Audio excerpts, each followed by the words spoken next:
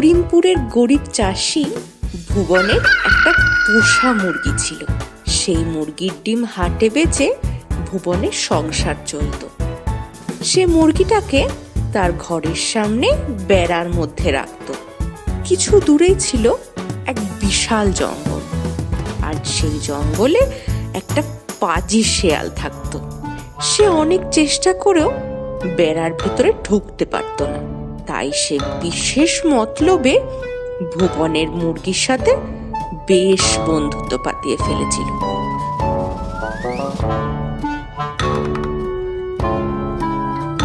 একদিন সন্ধ্যার দিকে মুরগিটা উঠোনে হেঁটে বেড়াচ্ছে। এমন সময় শেয়াল এসে বলল, কি হ্যাঁ মুরগি বন্ধু, কি করছো?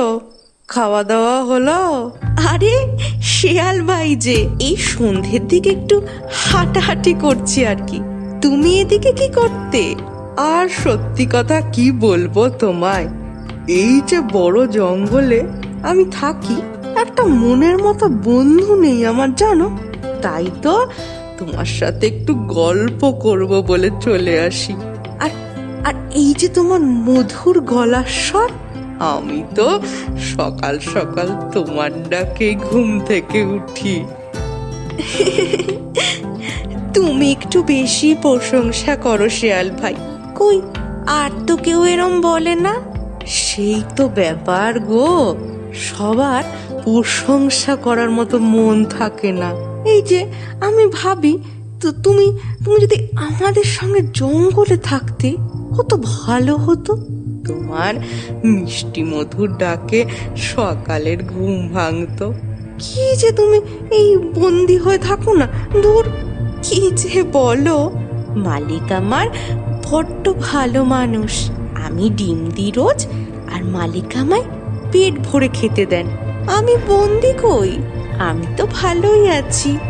সে কি, তুমি তোমার ছানাদের বিক্রি করো? সেটা তুমি আবার গর্ব করে বলছো? ছি ছি বন্ধু, ছি। কিন্তু শিয়াল ভাই, এটাই তো নিয়ম। আমায় মালিক পোষেন, তাই আমাকে তাকে ডিম দিই। এতে খারাপ কি আছে? কি বলছো তুমি বন্ধু? তুমি একজন মা, মা হয়ে নিজের সন্তানদেরকে বেঁচে দিচ্ছ, আবার বলছো কি ভুলেতে? কই আমাদের জঙ্গলে তো এরম হয় না কখনো। আমরা নিজেদের মতো স্বাধীন হয়ে বাঁচি। তুমিও চলো, মহা আনন্দে থাকবে আমাদের সাথে। শিয়াল ভাই, তোমার কথা ঠিক, আমি জানি, কিন্তু সন্তানদের বেঁচে আমি অন্যায় করছি। কিন্তু তোমার সাথে জঙ্গলে গেলে যে আমার বিপদ হবে। সবাই কি ওখানে তোমার মতো ভালো বলো? যদি আমায় মেরে ফেলে? দুঃখ দিলে বন্ধু, তোমার এই শিয়াল বন্ধু থাকতে অন্য কেউ তোমায় খাবে? মানে মানে আমি তোমায় রক্ষা করব। তুমি তুমি বেরিয়ে এসো, এই বেড়ার ফাঁক দিয়ে বেরিয়ে এসো। চলো আমার সাথে জঙ্গলে, তারপর দেখবে জীবন কাকে বলে। এই শুনে মুরগি বেড়ার ফাঁক দিয়ে বেরিয়ে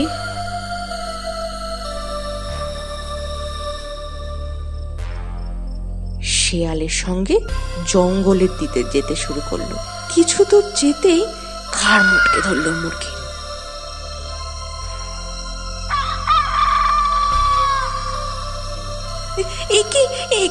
একি শিয়াল ভাই, তুমি কি করছো? অনেক বোকা দেখেছি, তোমার মতো বোকা দেখিনি এর পরের জন্মে। কারণ মিষ্টি কথাতে বিশ্বাস করো না বলে শেয়াল মুরগিটাকে সাবার করে ফেললো, আর মুরগিও নিজের বোকামির শাস্তি পেল।